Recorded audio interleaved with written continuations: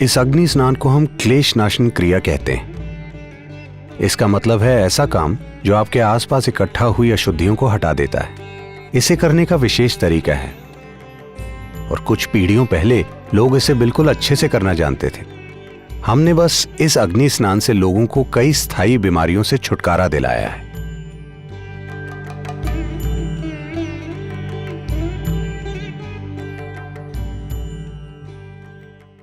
సాధారణంగా మన ఇళ్లలో జనరలీ దిష్టి is a very big thing. దిష్టి తెలుసు కదా. Initially I use to think this is one చాదస్తం, my mom just wants to do something, okay do it అనేవాడిని. But later when I started having this some accident at the shoot or something, it kept on happening, and particularly I had this back-to-back hits and then I had this back-to-back accidents also, and then without me realizing I started believing it.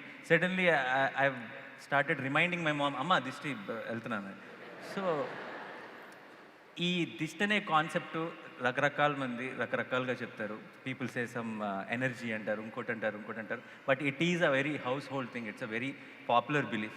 దీని మీద మీ అభిప్రాయం ఏంటి? ఇది ఉందా లేదా?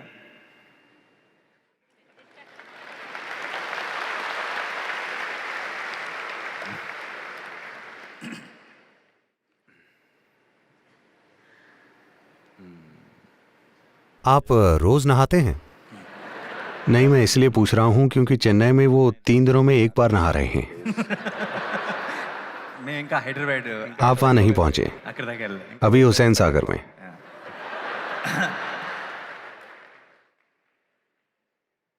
तो कल शाम मैं कुछ प्रतिष्ठित लोगों के एक ग्रुप से बात कर रहा था। एक सरकारी अफसर ने कहा ये सभी अमीर लोग हर रोज नहा सकते हैं। मैंने पूछा आप कहां से हैं?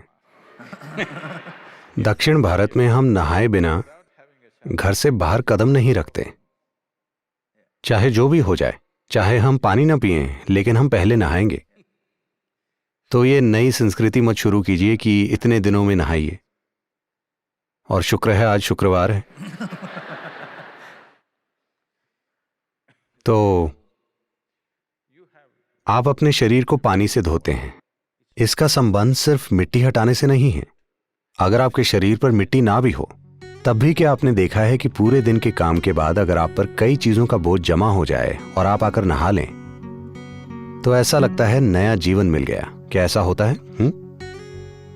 सिर्फ शरीर को साफ करने की बात नहीं है, बात साबुन की नहीं है, बस शरीर पर पानी का बहना।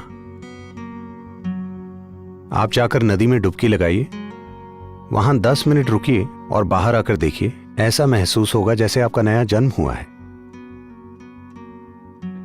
क्योंकि आपको समझने की जरूरत है कि यह शरीर बुनियादी रूप से 5 तत्वों से बना है: पृथ्वी, पानी, अग्नि, हवा और आकाश।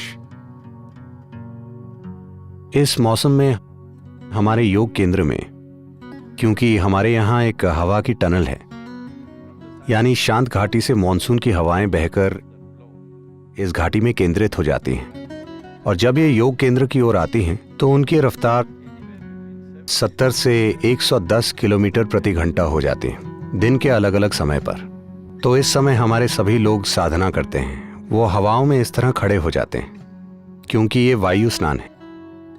जल स्नान अब रोज करते हैं, वायु स्नान भी किया जा सकता है। योगी हमेशा अपने शरीर पर मिट्टी लगाते थे, लेकिन आज इसने स्पा में मड बाथ का रूप ले लिया है। ठीक है, तो मड बाथ भी होता है। Similarly, there is a fire wash. इसी तरह से अग्नि स्नान होता है। इस अग्नि स्नान को हम क्लेश नाशन क्रिया कहते हैं। इसका मतलब एक काम जो आपके आसपास इकट्ठा हुई अशुद्धियों को हटा देता है, क्योंकि आपका शरीर बस यहीं खत्म नहीं होता, ये इससे आगे मौजूद है। क्या आपने इस पर ध्यान दिया है?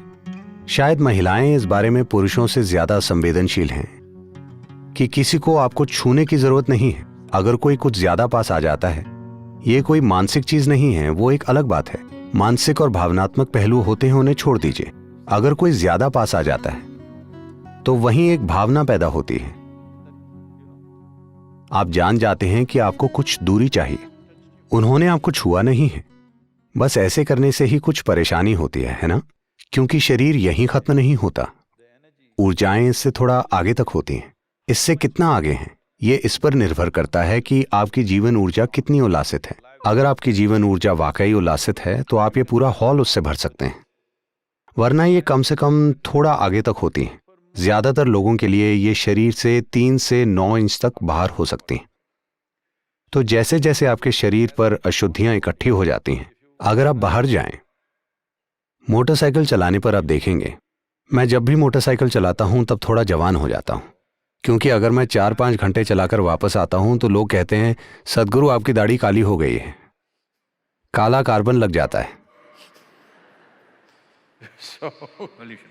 तो आप शरीर पर चीजें इकट्ठी करते हैं, आप उसे धोते हैं। इसी तरह आप ऊर्जा सिस्टम पर भी अन्य तरह की चीजें इकट्ठी कर रहे हैं। अगर आप इसे पानी से धोएं तो कुछ अशुद्धियां चली जाएंगी, अगर आप हवा से धोएं तो कुछ अन्य चीजें चली जाएंगी, लेकिन हवा हमेशा वैसे उपलब्ध नहीं होती। आप ये भी देख सकते हैं,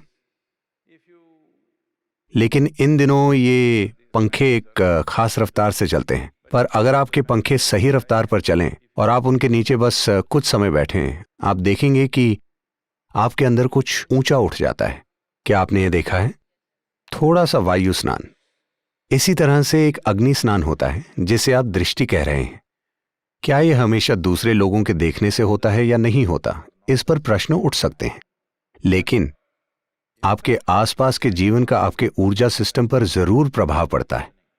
अगर आप में एक आध्यात्मिक प्रक्रिया है, मतलब आप कोई क्रिया कर रहे हैं या कोई ध्यान की प्रक्रिया कर रहे हैं, तो आपको इन चीजों की जरूरत नहीं है, क्योंकि आप जानते हैं कि खुद को अंदर से कैसे धोना है। अगर आप वो नहीं जानते तो ये चीजें महत्वपूर्ण हो जाती।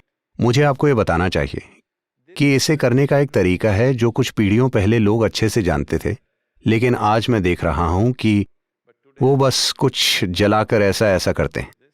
अगर आप योग केंद्र में आए तो हम वैज्ञानिक तरीके से क्लेशनाशन क्रिया करते हैं, जैसे उसे किया जाना चाहिए। हमने लोगों को कई स्थायी बीमारियों से सिर्फ अग्नि स्नान के द्वारा छुटकारा दिलाया है। एक चौंकाने वाली बात जो हमें कुछ समय पहले ही पता चली है, वो ये है कि ADHD यानी सीखने की परेशानी से पीड़ित कई बच्चों में अग्नि स्नान के 6 से 8 हफ्तों के बाद जबरदस्त बदलाव आया है। हमने इसकी उम्मीद कभी नहीं की थी। तो आपकी माता ने जाने या अनजाने में आपको अग्नि स्नान देते हुए शायद आपकी सीखने की क्षमता कुछ बढ़ा दी हो। मैं उन्हें नमन करता हूं कि उन्होंने अग्नि स्नान किया। Same. Yeah.